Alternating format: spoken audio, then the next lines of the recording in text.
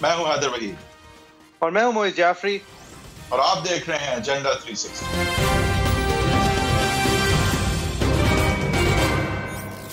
Welcome to agenda 360۔ اس ہفتے نیب نے ایک بہت عقل مندی کری اور ایک ذرا بیوقوفی کری۔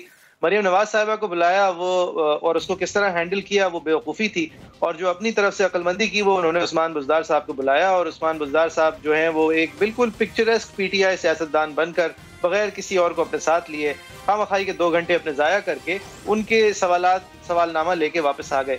اب نیب نے جو سوال کا سلسلہ شروع کیا تھا جو کہ سپریم کورٹ کی ججمنٹس کے مطابق کرنے سے پہلے ان کے پاس بادی نظر مواد ہونا چاہیے کہ انہوں نے تفتیش کے لیے کسی کو اپنے سامنے بلایا یا کسی کا وقت ضائع کیا یا کسی کو اپنے یہی علم دیا کہ وہ ان کو بلانا چاہ رہے ہیں، اس سے پہلے نیب کے پاس ایک خاطر خواہ انویسٹیگیٹو بنیاد ہونی چاہیے۔ یہ نہیں ہو سکتا کہ ان کو ایک دن خیال آیا کہ بکس بیلنس کرنی ہے تو ذرا بزدار صاحب کو بھی بلائیں۔ بہرحال بزدار صاحب سے سوالات کا سلسلہ جو شروع ہوا تھا ایک ہوٹل کو الکوہول شراب بیچنے کا لائسنس دینے کے حوالے سے، وہ اب اس کا دائرہ وسیع کرتے ہوئے نیب نے بزدار صاحب سے ان کے اثاثجات کی ڈیٹیلز لے لی ہیں۔ اس حوالے سے اور نیب نے کیا سوچ رہے تھے لاہور میں مریم نواز صاحبہ کو یہ کال اپ نوٹس دینے کے حوالے سے، بالخصوص اس حوالے سے جو شہباز گل صاحب نے نواز شریف صاحب کی صحت کے حوالے سے کچھ کامنٹس کیے ہیں، اس سب کچھ پہ بات کرنے کے لیے وحید صاحب ہم نے آج نعیم اشرف بٹ صاحب کو دعوت دی ہے، ہمارے ساتھی اینکر ہی ہو گئے ہیں شو کے۔ بٹ وحید صاحب آپ بزدار صاحب کے اوپر اگر کامنٹ کرنا چاہیں، ہم نے مریم نواز صاحبہ والا ایشو تو کل تھریڈ پہ ڈسکس کر لیا تھا، بٹ صاحب سے بھی پوچھیں گے، لیکن یہ اب بزدار صاحب سے سوال محض الکوہول سیلز کا نہیں ہے، اب کشتی ڈوبی ہے یا نہیں ڈوبی کا جواز صداقت علی عباسی صاحب نہیں شاید دے سکتے، کیونکہ اب ان کے اثاثجات اور ان کو بنانے کی طریقے بھی ان سے پوچھے جا رہے ہیں۔ دیکھیں یہ بات تو اب واضح ہے کہ بزدار صاحب کے حوالے سے یہ لیکر لائسنس کی برائب اور اس طرح کی چیزیں جب جوڑی جاتی ہیں تو سوال تو ضرور اٹھتے ہیں اور لوگ سوچتے ہیں کہ اصل وجہ کیا ہے، اور جب خاص کر ہم اس پس منظر میں دیکھیں کہ کچھ حلقے بزدار صاحب سے مطمئن نہیں ہیں، ان کی کارکردگی سے مطمئن نہیں ہیں اور سمجھتے ہیں کہ یہ جو سارا ایک خان صاحب کی حکومت نامی ایک تجربہ ہے وہ اگر کسی وجہ سے نہیں کامیاب ہو رہا تو اس میں بزدار صاحب ایک بہت بڑی وجہ ہے۔ تو یہ اس پس منظر میں سوال تو اٹھیں گے جعفری صاحب کہ یہ اصل وجہ بزدار صاحب وسیم اکرم کو پلس بلانے صاحب کی بال سوئنگ کر نہیں پا رہے۔ نہیں، وہ بات یہ کہ ان کے ساتھ جو گوگلی کرائی جا رہی ہے ابھی، تو اس کے پیچھے جو ہے وہ کیا لیکر لائسنس کی برائب بھی ہے یا کچھ اور، یہ سوال تو اب ضرور اٹھتا ہے، اور اس لیے اٹھتا ہے کیونکہ ہمارے ملک میں ایسا ہوتا رہا ہے اور نیب جو ہے وہ ہمیشہ برائبز اور لیکر لائسنس کی برائبز خاص کر کے لیے نون نہیں ہے کہ اس طرح کی چیز میں ایک چیف منسٹر کو بلایا جائے انلیس کہ ان کے چیف منسٹر نہ رہنے کی گنجائش نکالی جا رہی ہو۔ تو یہ اگین اسپیکولیشن ہے، پیورلی اسپیکولیشن ہے، اس میں کوئی شواہد کسی کے میرے پاس تو کم سے کم نہیں ہے، لیکن یہ سوال لوگ اٹھا رہے ہیں اور اس حوالے سے یہ بھی ضروری ہے کہ ہمارے جو نمبر 1 انویسٹیگیٹو جرنلسٹ ہیں نعیم اشرف بٹ صاحب، ان سے ہم پوچھیں کیونکہ بٹ صاحب کڑی نظر رکھے ہوئے ہیں ساری سیاست پہ۔ بٹ صاحب بہت خوش آمدید آپ۔ یہ سر کہ یہ جو سوال لوگوں کے ذہنوں میں اب اٹھتے ہیں کہ شاید اصل ریزن لیکر لائسنس کی برائب نہیں ہے اور اصل میں جو ہے وہ بزدار صاحب سے لوگ خوش نہیں ہیں اور شاید ان کی وزیر اعلیٰ کی جو اس وقت سیٹ ہے وہ گردش میں ہے، کیا کہیں گے آپ؟ شکریہ حیدر بھائی، اصل میں ان کی کرسی تو میرے خیال ہے 2 سال جب سے آئے ہیں وہ گردش میں ہی ہیں اور اس کے بہت ساری وجوہات ہیں، کئی دفعہ ڈسکس بھی ہوئی ہیں، لیکن ایک چیز جو ہے جس کی وجہ سے وہ ہر دفعہ بچتے ہیں، 2-3 چیزیں کہہ لیں، وہ ابھی تک اسی طرح قائم ہے، اور جس میں سب سے اہم ترین رول جو ہے وہ وزیر اعظم عمران خان کا ہے۔ وہ ابھی بھی جو سورسز یہی بتاتے ہیں کہ وہ بزدار صاحب کے ساتھ ابھی بھی کھڑے ہیں، کیونکہ فیصلہ بالآخر انہوں نے ہی کرنا ہے، وہ پارٹی چیئرمین بھی ہیں اور ان کی مرضی کے بغیر بزدار صاحب نے ابھی تک تو بالکل کوئی ان کے بغیر کوئی کام نہیں کیا، اور یہ بھی ان کی بہت بڑی ایک خوبی ہے اور جس کی وجہ سے خان صاحب کو مزید پیار آتا ہے ان پر۔ اور دوسری وجہ ہے جو سب سے بڑا فیکٹر ہے سیاسی، وہ چودھری برادران ہیں، کیونکہ وہ جو ہیں وہ بھی ان کو ایسے پسند کرتے ہیں کہ انہیں جب بھی کوئی مسئلہ ہوتا ہے، کوئی ترقیاتی کام یا کوئی ایشوز بنتے ہیں، حالانکہ ایشوز ان کے خان صاحب سے بنتے ہیں، لیکن وہ ایشوز حل یہاں پنجاب میں بزدار صاحب ایک میٹنگ کرتے ہیں، وہ حل ہو جاتے ہیں. تو پھر چودھری برادران جو ہیں وہ بھی کہتے ہیں کہ ہمیں پھر یہی چاہیے، اگر آپ نے تبدیلی کی تو پھر وہ اس میں وہ دیکھیں گے اور وہ اس کے مطابق پھر دیکھیں گے کون بندہ ہے، تو شاید ہو سکتا ہے وہ سپورٹ نہ کر سکیں. اور فرق ادھر اتنا صرف 5-10. عمران خان بھی چاہتے ہیں کہ بزدار صاحب رہیں، پی ایم ایل کیو بھی چاہتی ہے کہ بزدار صاحب رہیں، تو پھر بزدار صاحب کیوں نہیں رہیں گے؟ ہاں، یہ بڑا اچھا سوال ہے. بزدار صاحب بہت ساری جگہوں پہ ناپسندیدہ ہو چکے ہیں اور کچھ حلقے انہیں نہیں چاہتے، اسی وجہ سے جو ہے یہ ایک دم نیب اور سب جو ایکٹیو ہو گئے ہیں. اور آپ اس سے اندازہ کریں کہ آپ نے آج ویڈیو نہیں دیکھا کہ ان کے آفس نے ریلیز کیا ہے سلو موشن میں، بزدار صاحب مرسیڈیز کے پیچھے بیٹھے ہوئے ہیں، ایس او پیز کا بھی احتیاط کر رہے ہیں، ماسک پہنے ہوئے پورے لاہور کے گرد گھومتے ہوئے انسپیکشن کر رہے ہیں جس طرح شہباز شریف صاحب کیا کرتے تھے. تو سب کام تو سارے وہ وہی کر رہے ہیں جن کے لیے ان کو رکھا گیا تھا. جی وہ وہی کریں گے، کیونکہ وہ جو ٹیم ہے جو کہ یہ سب کچھ کرواتی تھی شہباز شریف صاحب سے بھی، وہ ٹیم ساری وہی ہے. شروع میں آ کے انہوں نے بڑے بدلے تھے افسران، لیکن اب ساری ٹیم جو ہے اس وقت وہ وہی ہے جو شہباز شریف صاحب کی. ظاہر وہ ایکٹیو ہیں، اچھا کام کرتے ہیں، تو ان میں سے ایک یہ بھی ہے کہ ان کو ریپرزینٹ کرنا.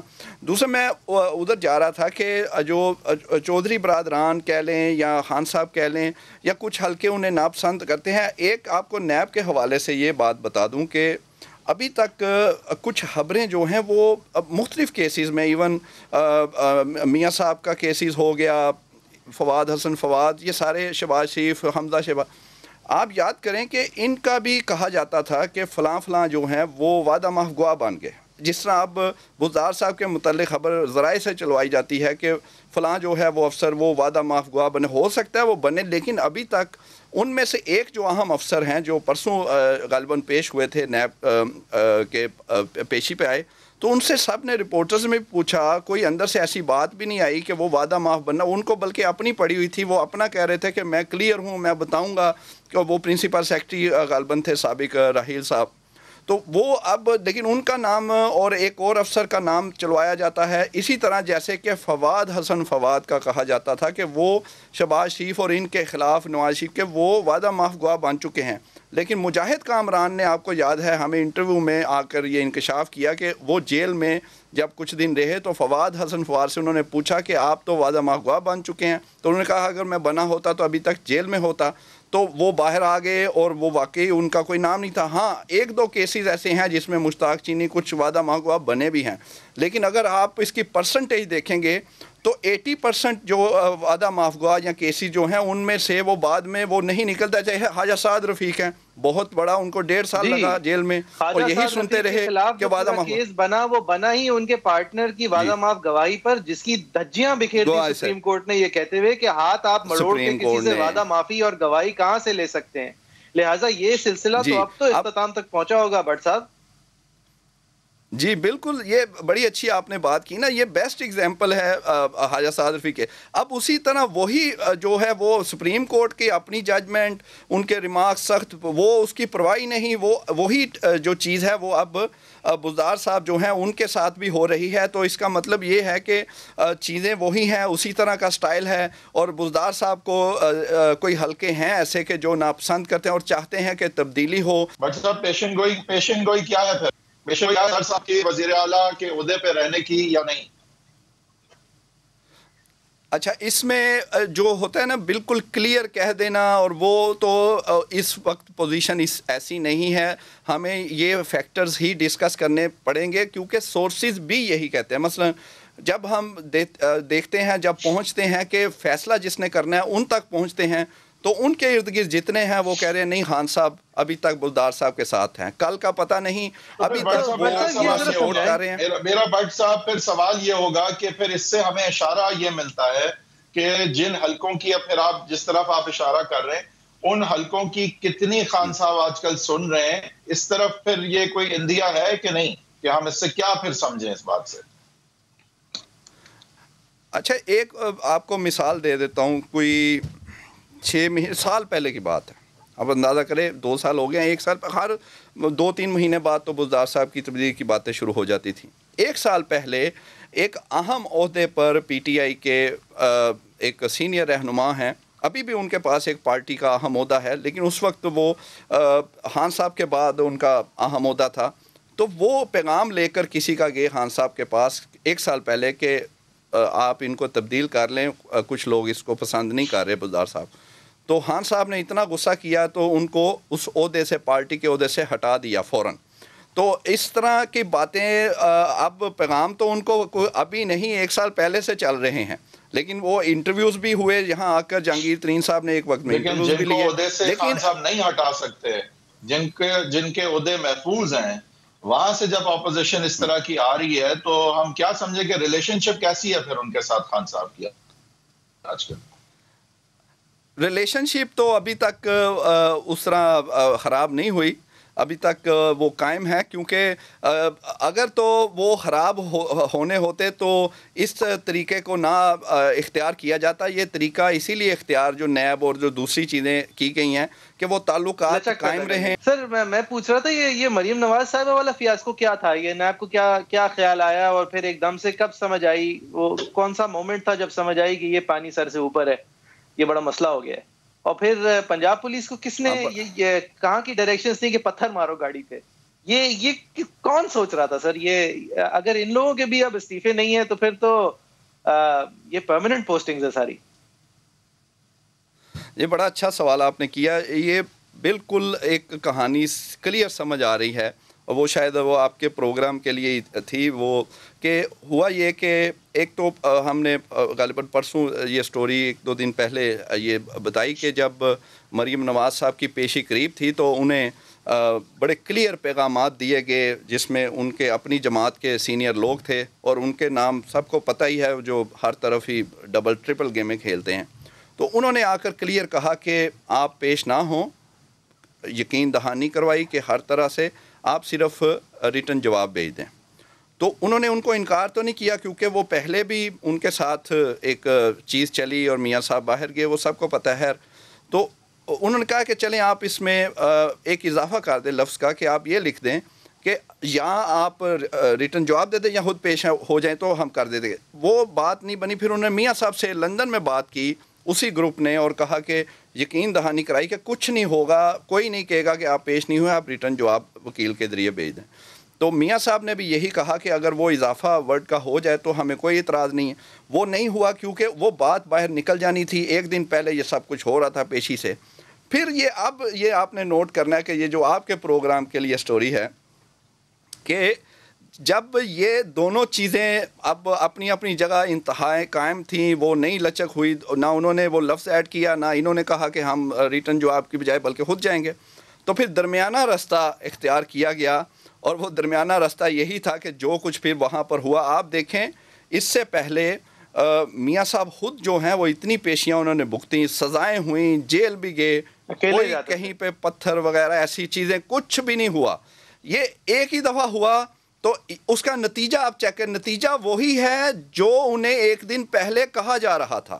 وہی ہوا کہ آپ کو سوال نامہ دے دیا گیا, مریم نواز کو کہا ریٹن جواب دے دو.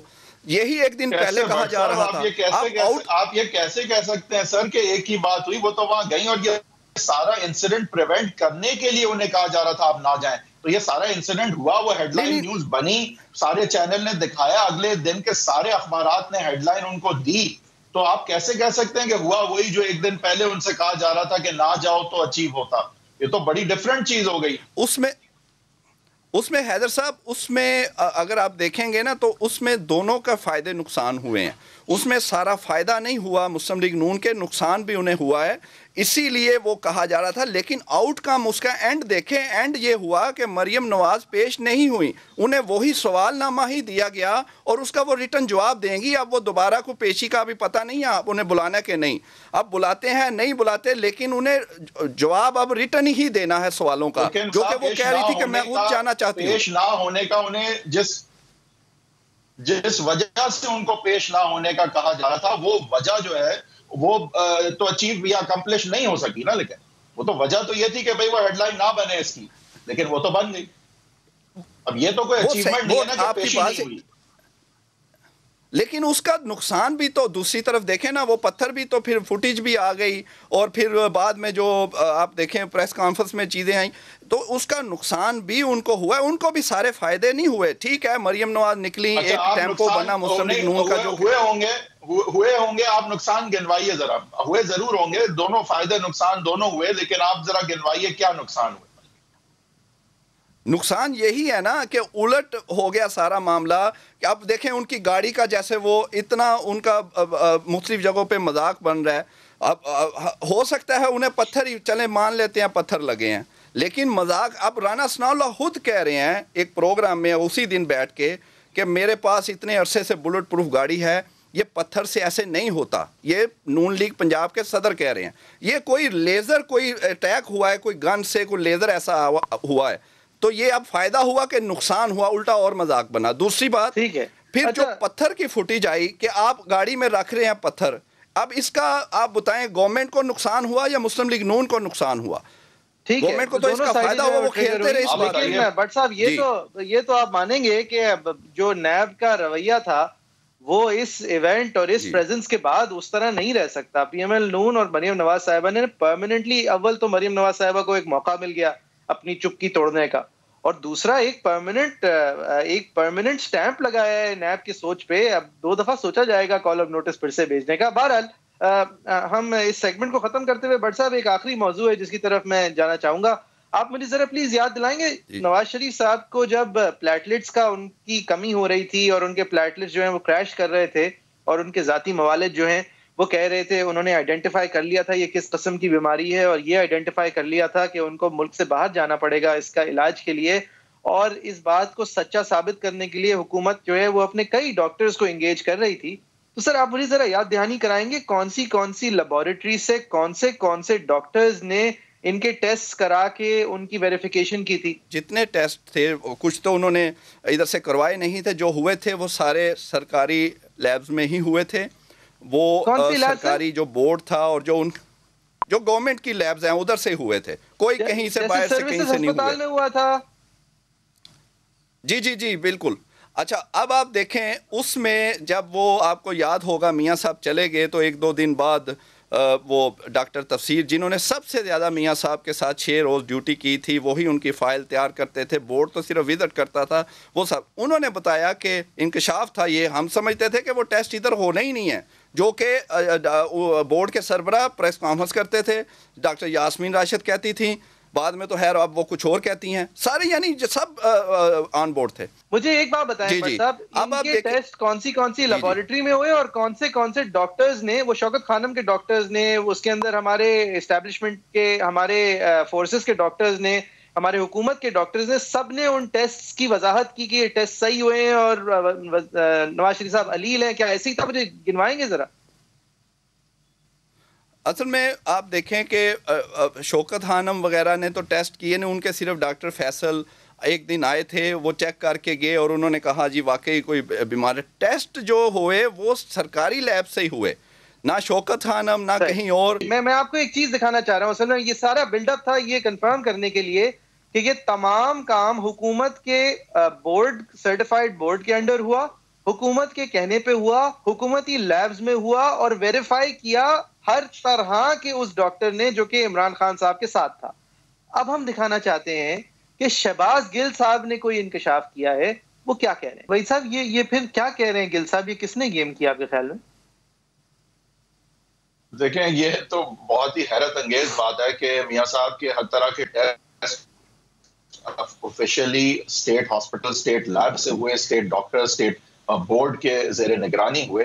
اس کے بعد کیبنٹ میں میٹنگ ہوئی, خان صاحب نے جس طرح بٹ صاحب نے کہا ان کی رضامندی سے میاں صاحب گئے, تو اور سارے حلقوں کی رضامندی سے میاں صاحب گئے. تو اب اس چیز کو یہ جو واپس سے اس طرح کھولتے ہیں اور اپنی اسٹیٹ کی باتیں, اپنی اسٹیٹ کی باتوں کو جو کوشچن کرتے ہیں, سیاست کے علاوہ اس کی وجہ پھر سمجھ نہیں آتی, کیونکہ ساری چیزیں خود کی, اس کے بعد یہ چاہتے ہیں کہ جو ہے نا چٹ بھی ان کی پٹ بھی ان کی والی بات ہے کہ ایک طرف انہوں نے جانے دیا اور وہ سیاست کھیلنا چاہتے ہیں کہ وہ جانے نہیں دینا چاہتے. آپ مجھے بتائیں کہ یہ جو گل صاحب ہیں یہ کس کے حوالے سے یہ بات کر رہے ہیں؟ یہ ہماری وفاق کے ڈاکٹرز کے حوالے سے بات کر رہے ہیں، ہمارے اسٹیٹ کے لیب کے حوالے سے کر رہے ہیں، اسٹیٹ کی ڈاکٹرز کو امپیون کر رہے ہیں، اسٹیٹ کو امپیون کر رہے ہیں، ایڈوائزرز کو امپیون کر رہے ہیں جنہوں نے عمران خان صاحب کو کہا کہ یہ سب ہو رہا ہے، جو کہ آج adviser to the prime minister on health ہیں. یہ کس کے اوپر الزام ڈالنا چاہ رہے ہیں؟ مجھے ذرا سمجھائیں. میرے خیال سے یہ صرف سیاست کر رہے ہیں. یہ الزام جو ان کا ہے اس میں بالکل سیاست ہی نظر آتی ہے، کیونکہ ساری چیزیں جب اسٹیٹ کے تھرو ہوئیں. اچھا، اس کی اہم ترین بات یہ ہے، اس سے آپ کو اندازہ ہو جائے گا کہ کتنی ان کی اس بات کو آپ خود دیکھ لیں. مجھے بتائیں کس نے سیریس لیا ہے؟ کسی نے، ان کے اپنی حکومت کے لوگوں نے، کوئی کسی نے اس کو سیریس نہیں لیا. گل صاحب نہیں سر، لیکن دیکھیں بٹ صاحب کیوں کرتے ہیں؟ بٹ صاحب یہ اس کے پیچھے وجہ کیا ہے؟ گل صاحب نے یہ بات کیوں کی؟ ایک بندے کی عزت اچھال رہے ہیں، ایک بندے کی آپ عزت اچھال رہے ہیں، ایک خاندان کو آپ ایک گرینڈ کنسپریسی میں ملوث کر رہے ہیں، ان کو پیشہ ورانہ جھوٹے اور پیشہ ورانہ طور پہ غنڈے کہہ رہے ہیں. یہ ہم نے پورا کلپ نہیں دکھایا. آپ ان کی جس نام سے وہ اپنے آپ کو پہچاننا چاہتی ہیں ان کا وہ نام نہیں لے رہے. آپ حکارت سے یہ ساری بات کر رہے ہیں. آپ حکومت کے ایک افسر ہیں. ہم اگلی سیگمنٹ میں بات کریں گے کہ اس سے نتیجہ کیا نکلتا ہے اور خواتین کے لیے. لیکن معذرت سر، یہ سیریس نہیں لینا، یہ اتنی سمپل بات نہیں ہے. اگر ان کی بات میں ایک انیکوریسی ہے تو اس کو سب نے سیریسلی لینا چاہیے. یہ بات کر کیا رہے ہیں؟ یہ بالکل صحیح آپ بات کر رہے ہیں. میں یہی یہ میرا خیال ہے اگر ان کا پنجاب کا ایکسپیرینس دیکھا جائے تو ان کو کوئی کہتا نہیں، یہ خود ہی سب کچھ کرتے ہیں اور پھر اس میں ہی پھنستے ہیں. ادھر بھی انہوں نے ایک نوٹیفیکیشن کروا لیا تھا وزیر اعلیٰ کی مرضی کے بغیر اور بالآخر اسی وجہ سے انہیں جانا بھی پڑا. یہ 100% ان کو کوئی نہیں کہتا. دیکھیں میں یہی بات آپ کو کہہ رہا ہوں کہ کسی نے سیریس نہیں لیا. میں حکومت کی بات کر رہا ہوں، اپوزیشن نہیں. یہ جو باتیں کر رہے ہیں ان کی ٹون بھی غلط ہے، الفاظ کا چناؤ غلط ہے، لیکن اس کو خود ہی وہ ان کے اپنے ہی اس کو اہمیت نہیں دے رہے. تو اپوزیشن نے تو منہ ہی نہیں لگانا ہے اس بات کو. اور وہ معذرت کے ساتھ وہ اکثر ان کو سیریس اپوزیشن تو بالکل نہیں لیتی. وہ ایسی باتیں آپ دیکھیں نا، آپ خود بتائیں کہ یہ جو وہ کہانی بتا رہے ہیں کہ ایسے کیمیکلز اور یہ چیزیں، کسی بورڈ میں سے بھی کسی نے، ایون یاسمین راشد نے بھی کچھ نہیں کہا. تو اٹ مینز یہ پھر کہہ دیتے ہیں تو پھر خود اپنی بات. یہ بتائیں جعفری صاحب میرا آپ سے ایک سوال ہے یہ کہ آپ اگر مجھے اپنا نام معیز جعفری بتاتے ہیں اور میں آپ کو جو ہے معیز عبدل کہنا شروع کر دوں تو اس سے کیا پتہ چلتا ہے کہ یہ میں کیا کرنا چاہ رہا ہوں؟ مطلب میں کیا اچیو کرنا چاہ رہا ہوں کہ آپ کا نام جو آپ مجھے بتاتے ہیں یہ ہے. ہاں، اس سے کیا اچیو ہوتا ہے؟ مجھے نہیں سمجھ آتی اس سے آپ کی اچیو ہو رہی ہے، کیا اچیو ہوتا ہے اس سے؟ ایک آدمی اپنی شناخت پر بلاول بھٹو زرداری میں ڈھونڈتا ہے تو آپ اس کو بلاول زرداری کہنے پہ بزد ہیں. مریم نواز صاحبہ کو مریم صفدر کہنے پہ بزد ہیں. عمران خان صاحب کو عمران نیازی کہنے پہ بزد ہیں. جیسے کہ آپ اپنی طرف سے نام لگا کے کوئی آدمی جو اپنی شناخت پہچان کرانے کی کوشش کر رہا ہے اس سے کچھ نکال سکتے ہیں یا کچھ لے سکتے ہیں. اور یہ تینوں طرف سے یہ عمل پیٹی ہے. اور یہ خاص طور پہ خاتون کے لیے میرے خیال سے دگنی طور پہ پیٹی ہے، کیونکہ آپ جو شناخت وہ اپنے والد صاحب سے جوڑنا چاہ رہی ہیں آپ ان سے چھین رہے ہیں. یہ نہ رویہ درست ہے، نہ یہ کلچرلی درست ہے، اور نہ اس کی کوئی ضرورت ہے. اور یہ سب کرتے ہیں. یہ عمران خان صاحب کے حوالے سے کرتی ہے اپوزیشن بھی، کرتی ہے مریم نواز جی. بلکہ موئی صاحب اس میں ایک جو ہماری معاشرتی پاکستان کی خاص طور پہ روایت ہے اس کے مطابق مریم نواز تو پھر بھی جسٹیفائی ہے کہ بہت ساری خواتین اپنے والد کا نام ساتھ رکھتی ہیں شادی کے بعد بھی. لیکن ادھر تو دیکھیں بلاول بھٹو زرداری ہوا، یہ تو زیادہ مشکل کام تھا. تو یہ بھی ہوا. اس لیے واقعی آپ صحیح کہہ رہے ہیں، یہ تو تینوں طرف ہے. اب خان صاحب کو چھیڑنے کے لیے عمران نیازی کہا جائے. بہت شکریہ نعیم اشرف بٹ صاحب، as always it was a pleasure to have you. ایک بریک لیں گے، بریک کے بعد جب پھر سے حاضر ہوں گے تو یہی جو سلسلہ ہے جو مریم نواز صاحبہ کو حکارت سے مریم صفدر کہتا ہے، یہ سلسلہ ہماری میڈیا کے اندر بھی ہوتا ہے خواتین کے حوالے سے، خاص طور پر جن کی طرف سے ایک یونائٹڈ سٹیٹمنٹ سامنے آئی ہے. وہ خواتین سینئر اور جونیئر جو کہ میڈیا میں ہیں، جو کہ کہتی ہیں کہ ان کو جنسی طور پہ ہراساں کیا جاتا ہے، ان کی تذلیل کرنے کے لیے ان کی تصاویر بنائی جاتی ہیں، ایڈٹ کی جاتی ہیں، ان کی ذات کے اوپر حملہ کیا جاتا ہے، ان کی خاتون ہونے کی بنیاد پر ان پہ تنقید کی جاتی ہے، ان کی بات کو دبانے کے لیے ان کی بات کے خلاف دلیل دینے کے بجائے ان کی شکل و صورت پہ کامنٹ کی جاتی ہے. اس سب کچھ کے حوالے سے ایک یونائٹڈ سٹینڈ پہلی بار بہت مشکل انوائرمنٹ میں ہماری فیمیل جرنلسٹ نے، خواتین صحافیوں نے، اینکرز نے لیا ہے، رپورٹرز نے لیا ہے، اور انہوں نے اس بات کا بھی اشارہ کیا ہے کہ اس کی وجہ سے کیا کیا نقصان ہوتا ہے ہماری انڈسٹری کو. ایک بریک کے بعد ہم نے دعوت دی ہے امبر رحیم شمسی صاحبہ کو، ہماری ساتھی اینکر ہیں سما پر، اس لیٹر کی ایک سگنیٹری بھی ہیں. ان سے پوچھیں گے کہ یہ پوزیشن آج کیسی ہے اور حکومت کی اس کے اندر براہ راست کتنا دخل ہے.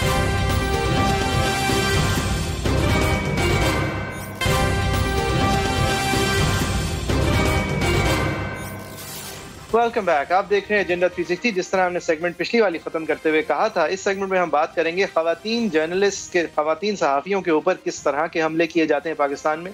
وہ حملے خاص طور پہ اس دور حکومت میں اسٹیٹ سینکشنڈ اگر نہیں تو اسٹیٹ کی براہ راست آشیرواد نہیں تو اسٹیٹ کے کچھ آفیشل لوگوں کی طرف سے کچھ کامنٹس کے بعد شروع کیے جاتے ہیں. وہ حملے خواتین جرنلسٹ پہ بالخصوص اس طرح ہوتے ہیں کہ ان کی دلیل کا جواب بجائے دلیل سے دیا جائے، ان کی شکل و صورت کے حوالے سے تمسخر کرنے سے دیا جاتا ہے، ان کی تذلیل کر کے دیا جاتا ہے، ان کے خاندان کے حوالے سے الزامات لگا کے دیا جاتا ہے، ان کے خاتون ہونے پر تنقید کی جاتی ہے، اور ان کی ذات کے حوالے سے تنقید، ایڈ ہومینم اٹیکس. اور یہ سلسلہ کچھ ایسا ہے کہ سینئر اور جونیئر خواتین جرنلسٹ نے مل کے اس کے حوالے سے ایک پریس ریلیز جاری کی ہے، جس کے اندر سینئر ترین پرنٹ کی جرنلسٹ بھی شامل ہیں، ٹیلی ویژن کی جرنلسٹ بھی شامل ہیں، اور رپورٹرز بھی شامل ہیں، جو سب مل کے اس بات پہ متفق ہیں کہ یہ حملے جو ہیں یہ مزید خواتین کو جرنلزم میں آنے سے روکتے ہیں. جو حاضر خواتین جرنلزم میں ہیں ان کو اپنی آراء کا اظہار کرنے سے روکتے ہیں. ان کو جھجک ہوتی ہے اپنی آراء سامنے رکھنے سے، کیونکہ ان کی آراء کے جواب میں ان کی ایڈیٹڈ تصاویر سامنے لائی جاتی ہیں، ان کی ذات کے اوپر الزامات اچھالے جاتے ہیں، ان کو جنسی طور پہ ہراساں کیا جاتا ہے، ان کو خاتون ہونے پر ہراساں کیا جاتا ہے. یہ ساری باتیں سامنے رکھنے میں سے ایک سگنیٹری جو ہے ہماری اپنی امبر رحیم شمسی ہیں. امبر صاحبہ بہت شکریہ آپ کے وقت کا. It's pleasure to have you on our show, کیونکہ تسلسل سے ہمارے شو کے بعد آپ کا ہوتا ہے، لہٰذا آپ ہمارے شو میں اتنی فریکوینٹ گیسٹ رہ نہیں سکتی. لیکن اگر آپ اس پریس ریلیز کے اوپر بتانا چاہیں اپنے ذاتی حوالے سے، what made you a signatory. اور آپ نے شیرین مزاری صاحبہ کو مرید الزام ٹھہرایا ہے، ہیومن رائٹس کی منسٹر ہیں، باتیں بہت کرتی ہیں لیکن کام کرنے کا جب وقت آیا ہے تو اب کرنا ہے انہوں نے، اور بہت سارے حکومتی ان لوگوں کے اوپر الزام اٹھایا ہے جو کہ اس سب کچھ کے اندر شامل ہیں. Thank you so much for inviting me, اور ہمیں موقع دے رہے ہیں کہ ہم اس معاملے پر بات کریں، کیونکہ دیکھیں ہمیں، آپ کو بھی معلوم ہے، ہمیں بھی معلوم ہے کہ یہ ٹرولنگ کا جو سلسلہ ہے یہ بہت سالوں سے چل رہا ہے، اس میں کوئی نئی بات نہیں ہے. لیکن ہم کچھ خاص جو خواتین صحافی ہیں، ہمارے اٹینشن، ہمارے ساتھ کیا ہوا کہ کچھ 2-4 مہینے سے ہم نے دیکھا کہ ایک شدت آ گئی تھی ٹرولنگ میں، اور وہ اس طرح آتی تھی کہ نہ صرف کہ ہمارے ایسے کچھ اکاؤنٹس ہیں جو ہیک کیے جا رہے تھے، اور یہ پیٹرن جو نظر آ رہا تھا وہ خاص طور پر جب کچھ حکومتی جو عہدیدار ہیں وہ جب ٹویٹ کرتے تھے، ہمارے بارے میں ٹویٹ کرتے تھے، جس کو انگریزی میں ڈاگ وسلنگ بھی کہتے ہیں، تو اس کے بعد اٹیکس بھی آتے تھے، اور پھر ہمارے اکاؤنٹس بھی ہیک کرنے کی کوشش کی گئی تھی. اس میں جو کئی جو سگنیٹریز ہیں جنہیں دستخط کیا تھا اس اسٹیٹمنٹ پہ، اس بیان پر، ان میں وہ بھی شامل ہیں. پھر ان میں کچھ ایسی رپورٹرز بھی شامل ہیں جنہوں نے دیکھا تھا کہ کیونکہ شدت آ گئی تھی ان ٹرولنگ اٹیکس کی، اور خاص طور پہ جب حکومتی عہدیدار ہمارے اوپر کچھ کامنٹ کرتے تھے، اور ضروری نہیں ہے کہ جو حکومتی عہدیدار ہوں وہ کچھ غلط بات کر رہے تھے، یعنی کہ وہ کچھ بدتمیزی کر رہے تھے، لیکن ان کا رویہ ایسا تھا، ایسا نظر آ رہا تھا کہ اس کے بعد ہمارے خلاف جو آن لائن اٹیکس ہیں وہ شدت اختیار کر رہی تھیں. ان کو جو ایکسیس ٹو انفارمیشن ہوتی ہے ان کو مشکل ہو رہی تھی، اپنا کام کرنے میں ان کا ایکسیس بلاک کیا جا رہا تھا. میں اپنی بات کروں یا ٹیلی ویژن اینکرز کی بات کی جائے تو ہمارے کام میں اس طرح سے مشکل ہوتی ہے کہ پھر ہمیں جو حکومتی نمائندے ہیں وہ ہمارے پروگرام میں آنے سے گریز کرتے ہیں. تو یہ بھی نظر آ رہا تھا. بہت انفارمل ہمارے اپنے جو ذرائع ہیں وہ ہمیں بتاتے ہیں کس طرح سے واٹس ایپ گروپس پہ بھی ہمارے بارے میں جو بات ہوتی ہے، ہمارے کلپس شیئر ہوتے ہیں، اور کس طرح سے یہ اٹیکس آرگنائز ہوتے ہیں. تو ایک پیٹرن نظر آ رہا تھا، اور کیونکہ کئی سالوں سے یہ سلسلہ چلتا رہا تھا، ہم اگنور بھی کرتے تھے، کچھ جواب بھی دیتے تھے، زیادہ فرق نہیں پڑتا تھا، ایک عادت سی ہو گئی تھی. لیکن جب یہ زیادہ شدت اختیار کر گیا اور ہمارے کام میں مشکل پڑ گئی، اور ہمیں نظر آیا کہ ہمارے اکاؤنٹس ہیک ہو رہے ہیں، کچھ ایسی ہماری ساتھی ہیں جن کی پرائیویٹ تصویریں ہیں وہ شیئر کی جا رہی ہیں، جو جینڈر اٹیکس ہیں وہ بھی اس میں شامل ہے، ظاہر ہے، جس میں آپ سیکشل نیچر از ویل جو ہم شاید اپنے خاندان کو نہ دکھا سکیں. تو یہ سب کچھ ہمارے ساتھ ہو رہا تھا، اور اس سے ہوتا یہ ہے کہ مثال کے طور پر میڈیا میٹرز فار ڈیموکریسی ایک NGO ہے جو ان چیزوں کے بارے میں تحقیق بھی کرتا ہے, اور انہوں نے کئی خواتین صحافیوں سے بات کی جب یہ آن لائن اٹیکس آپ کے ساتھ ہوتے ہیں تو پھر آپ پہ کیا اثر ہوتا ہے. اس سے یہ ہوتا ہے کہ بہت ساری خواتین سیلف سینسر کرتی ہیں, اپنی رائے کا اظہار کرنے سے ڈرتی ہیں, وہ اور اس سے جو ینگ خواتین ہیں وہ بھی پھر ڈسکریج ہوتی ہیں کہ اگر ہم اپنی بات کرنا چاہے, جو ہم چاہتے ہیں کہ خواتین صحافی آگے آئیں, اپنی رائے کا اظہار کریں, ان کی جو آوازیں ہیں وہ ایمپلیفائی ہونی چاہیے, وہ پھر گریز کرتی ہیں, ڈرتی ہیں. اس میں تقریباً جرنلسٹ جی یہ بتائیے کہ آپ کے خیال سے جو ایک جنرلی ایک جرنلسٹ کو یا اینکر کو پریشر میں رکھنے اور لینے کا عمل ہے, اس سے ہٹ کے خاص کر خواتین کو اس طرح ٹارگٹ کیوں کیا جا رہا ہے؟ کیا خواتین کو کیونکہ اس طرح ٹارگٹ کیا جا سکتا ہے اس لیے کیا جا رہا ہے, یا اس میں کوئی اور بھی وجہ ہے کہ خواتین کو خاص کیوں ٹارگٹ کیا جا رہا ہے؟ اب یہ آپ نے دلچسپ سوال پوچھا ہے. یہ شاید سوال وہی جواب دے سکیں گے کہ خاص طور پہ خواتین کو اس طرح سے کیوں ٹارگٹ کیا جا رہا ہے, کیونکہ ایسا نہیں ہے کہ ہمارے جو میل کالیگز ہیں ان کو ٹارگٹ نہیں کیا جاتا یا ان کے ساتھ بدتمیزی نہیں ہوتی, ان کی ٹرولنگ نہیں ہوتی, اور ان کی خاندان کے بارے میں جو کچھ کہا جاتا ہے نہیں کہا جاتا. لیکن آپ یہ بھی تو دیکھیں کہ جو خواتین صحافی ہیں وہ پھر ونربل بھی تو زیادہ ہیں. ایک جو رپورٹرز وداؤٹ بارڈرز ہے ان کی تحقیق کے مطابق صرف 4% خواتین جو ہیں وہ صحافی, جو پوری صحافتی برادری ہے ان میں صرف 4% خواتین صحافی ہوتی ہیں. زیادہ ونربل اس لیے ہوتی ہے کیونکہ گھر کا دباؤ ہوتا ہے, دفتر میں ضروری نہیں ہے ان کو جس قسم کا سپورٹ, تربیت, ٹریننگ وہ دی جائے. ان کو جو خاص طور پہ سیفٹی, آن لائن سیفٹی بھی ہے, جو آف لائن فزیکل جو سیفٹی ہے اس کی ٹریننگ دی جائے, وہ بھی ان کو نہیں ملتی. مرد صحافیوں کو بھی نہیں دی جاتی. لیکن خواتین کیونکہ کم تعداد میں ہیں, کیونکہ ان پر معاشرے کا بھی دباؤ زیادہ ہے, خاندان کا دباؤ زیادہ ہوتا ہے, اس لیے وہ زیادہ ونربل ہوتی ہیں. کیوں ٹارگٹ خاص طور پہ کیا جا رہا ہے؟ ایک میری کالیگ ہے وہ کووڈ-19 کے حوالے سے رپورٹنگ بہت کر رہی تھی پنجاب میں, کیونکہ وہ بیسڈ ہے تو وہ رپورٹنگ اس کے حوالے سے کر رہی تھی. وہ بار بار جو ڈسکرپنسی تھی اعداد و شمار میں اس پہ وہ سوال اٹھاتی تھی, اور یہی بات ہے, صحافی جو ہے وہ اس کے پاس انفارمیشن ہوتی ہے, وہ سوال اٹھاتا ہے, تو ان کو خاص طور پہ بھی ٹارگٹ کیا جا رہا تھا اور ان کا بھی ایکسیس روکا جا رہا تھا ٹو انفارمیشن اینڈ آفیشلز جو ان کے کام میں بہتری لا سکتے تھے. اور اس کا مقصد بنیادی طور پہ میں سمجھتی ہوں کہ ایک کریڈیبلٹی جو صحافی کی ہوتی ہے, خاص طور پہ ہم دیکھتے ہیں کہ صحافی کا کام کیا ہوتا ہے, اور اس میں خواتین مرد دونوں شامل ہوتے ہیں. صحافی کا کام یہ ہوتا ہے کہ جن کے جو اقتدار میں ہیں, جو پاور میں ہیں, ان سے زیادہ سخت سوالات کرنا, ان پہ زیادہ کرٹیکل ہونا, کیونکہ ظاہر ہے کیونکہ the fate of the people is in their hands. تو اگر ان جو زیادہ جو مخالفین ہیں, جو اپوننٹس ہیں, جو ایسے صحافی ہیں جو کرٹیکل ہے, ان کو اگر ہدف بنایا جا رہا ہے, اس کا یہ مطلب ہے ان کی کریڈیبلٹی خراب کرنے کی کوشش کی جا رہی ہے. اور کریڈیبلٹی کیوں خراب کرنے کی کوشش کی جا رہی ہے؟ میں ابھی ایک انٹرویو دیکھ رہی تھی, اور یہ ایک انٹرویو ایک ییل پروفیسر ہیں سنائڈر کے نام سے. انہوں نے ایک چھوٹا سا کتاب لکھی ہے آن ٹرنی کے نام سے. انہوں نے 4 سٹیپس بتائے ہیں جو اتھارٹیرین یا جو آمرانہ لیڈرز ہوتے ہیں ان کے کیا ہوتے ہیں. سب سے پہلا جو قدم ہوتا ہے وہ یہ ہے کہ وہ خود جھوٹ بولتے ہیں. پھر دوسرا قدم ہوتا ہے وہ کہتے ہیں کہ جو آپ کے مخالفین ہیں, جو صحافی ہیں, وہ جھوٹ بولتے ہیں. پھر اس کے بعد یہ ہوتا ہے کہ پھر سب کہتے ہیں اگر سب جھوٹ بول رہے ہیں تو پھر سچ کیا ہے.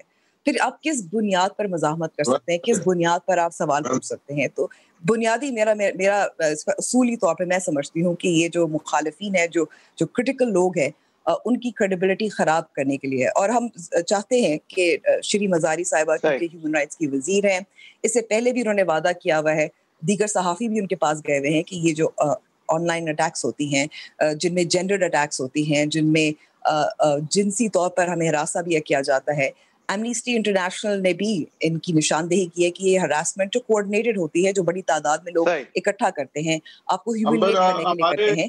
اس سے پہلے کہ ہمارے پروگرام کا وقت ختم ہو, امبر, ایک تو میرے اور موئز کی طرف سے آپ پہلے تو we congratulate you, we support you, but علاوہ اس کے we are also active lawyers. اگر کوئی آپ کو قانونی جو ہے کوئی راستہ اگر اختیار کرنا ہو تو without obviously any charge, that goes without saying, we offer our services. This is a very noble issue. Thank you. This is something that for which something ought to be done today, ورنہ tomorrow we will all suffer. وہ جو ایک کہاوت ہے امبر کے, they came after the Polish and we didn't do anything because we weren't Polish, then they came after XYZ, and وہ end اسی طرح ہوتا ہے کہ then they came after us and there was no one left to speak for. تو یہ مسئلہ سب کا ہے, خواتین کا پہلے ہے لیکن ہے سب کا مسئلہ. یہ جو بھی آئینی حقوق پہ इंसानी हुकूक पे, इंसाफ पे और फेयर प्ले पे यकीन करता है, ये उन सब का इशू है। Thank you so much for the support as well. और मैं कहना चाहूंगी कि अगर शिरीन मज़ाहरी साहिबा ने भी इस पर ट्वीट किया कि ऐसे अटैक्स नहीं होना चाहिए, बहुत अच्छी बात है, लेकिन हम चाहते हैं, हमारा जो मकसद ये है कि ये जो नेटवर्क्स हैं जो ख़ास तौर पर सहाफ़ियों को टारगेट करते हैं, जो क्रिटिकल सहाफ़ी होते हैं ख़ास तौर पर, उनके जो नेटवर्क्स हैं वो सामने आने चाहिए, हवाले से कुछ किया जाए।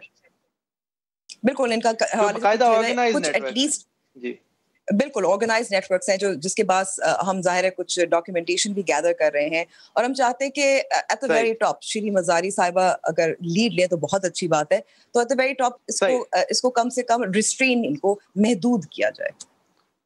सही है, और वरना जिस तरह वहीद साहब ने भी इशारा किया, लीगल रिकोर्स जो है वो आप लोगों के पास होगा, and I am sure many people including us will be willing to help. आप लोगों की क्या राय है? facebook.com/agenda360 @agenda360 समा हमारा ट्विटर हैंडल है, हैदर साहब का ट्विटर हैंडल है, अंबर रहीम शमसी साहब भी बहुत एक्टिव है ट्विटर पे, उनका भी ट्विटर हैंडल आपकी स्क्रीन पे हम शेयर करेंगे उनके नाम के साथ, जब भी स्क्रॉल टेप चल रहा होगा तो वहां पर भी आएगा। मेरा ट्विटर हैंडल है JFERII। इंशाल्लाह अगले हफ्ते एक और नए शोज के सिलसिले के साथ 7:05 पे जुमे के रोज फिर हाजिर होंगे। Thank you very much for watching.